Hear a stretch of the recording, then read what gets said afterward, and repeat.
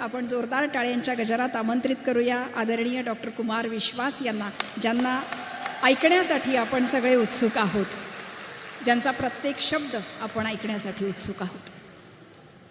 मराठी मौसी के बेटे बेटियों को हिंदी माँ की ओर से प्रणाम करता हूँ। मुझे आगमन के समय 10 मिनट दिए गए थे, अब वो 5 कर दिए गए हैं। मैं इसके लिए आभार व्यक्त करता हूं आप सबका। और इस 5 मिनट में तो केवल 2 ही बात हो सकती है कि मैं आपको धन्यवाद दूं कि आपने मुझे आमंत्रित किया, और मैं शुभकामना दूं कि ये मराठी उत्सव सफल हो।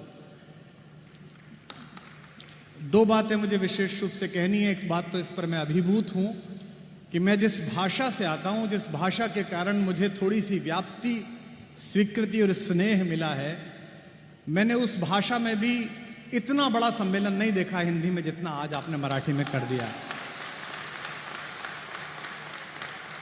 मैं उन नियामकों का आभार व्यक्त करता हूं जिन्होंने इसकी संकल्पना की है, और आपके यशस्वी मुख्यमंत्री और मेरे मित्र, मेरे प्रशंसक श्री सिंधे साहब मंच पर विराजमान हैं। उनकी उपस्थिति में यह बात मैं आयोजकों से भी कहना चाहता हूं कि साहित्य को जो पीछे बैठे हैं उनको आगे बिठाकर प्रारंभ करिए साहित्य सम्मेलन।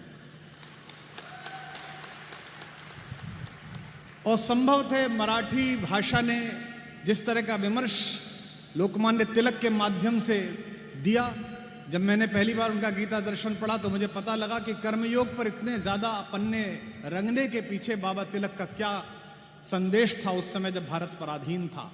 एक पंक्ति पढ़ रहा हूं, और ऐसी बात कहने के लिए विख्यात व कुख्यात हूं, इसलिए पढ़ रहा हूं। जब जब साहित्य राजनीति के पीछे खड़ा हो जाएगा, तब तक या तो साहित्य नष्ट हो जाएगा या राजनीति नष्ट हो जाएगी। साहित्य का काम है कि वो राजनीति को दशा दिखाए, दिशा दिखाए।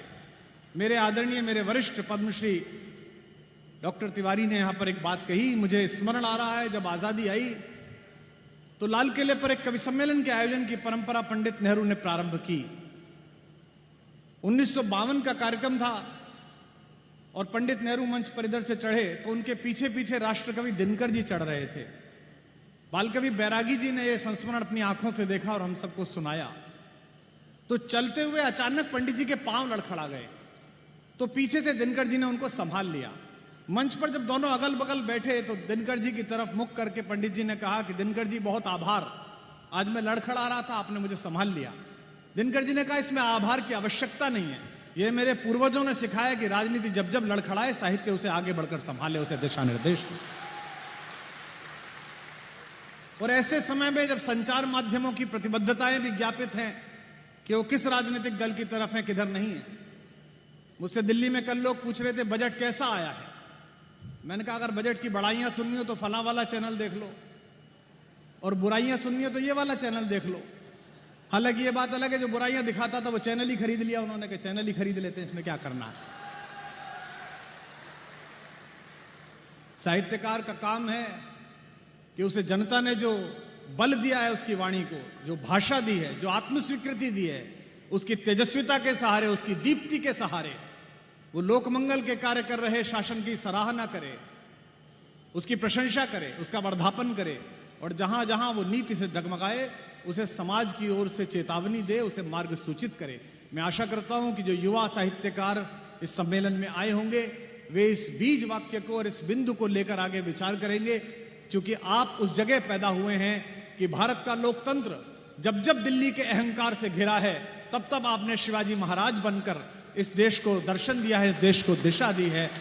मैं इसी भाषा की अपेक्षा करता हुआ, आशा करता हुआ पुनः एक बार आयोजकों को धन्यवाद देता हूं, और आज आदरणीय नितिन भाई की अनुपस्थिति में उन्हें आभार व्यक्त करता हूं कि उनके आदेश के कारण मैं आज यहां उपस्थित हुआ। बहुत कम समय है, कभी जब विषय विस्तार के लिए अपेक्षित समय और वातावरण होगा मैं अपनी बात निवेदन करने का प्रयास करूंगा। आप सबको बहुत बहुत प्रणाम के साथ आभार। कुमार विश्वास जी, यहाँ सभी साहित्यिक उपस्थित हैं, देश भर से सब यहाँ मौजूद है, और आज पूर्ण हे आजचं राज्य जे आहे हे साहित्यिकांचं राज्य आहे, आणि म्हणून आम्ही इकडे पाहुणे म्हणून आलेलो आहोत, आणि आपल्या या साहित्य नगरीमध्ये साहित्य संमेलनामध्ये कुठेही सरकारचा हस्तक्षेप आम्ही करणार नाही, केला नाही.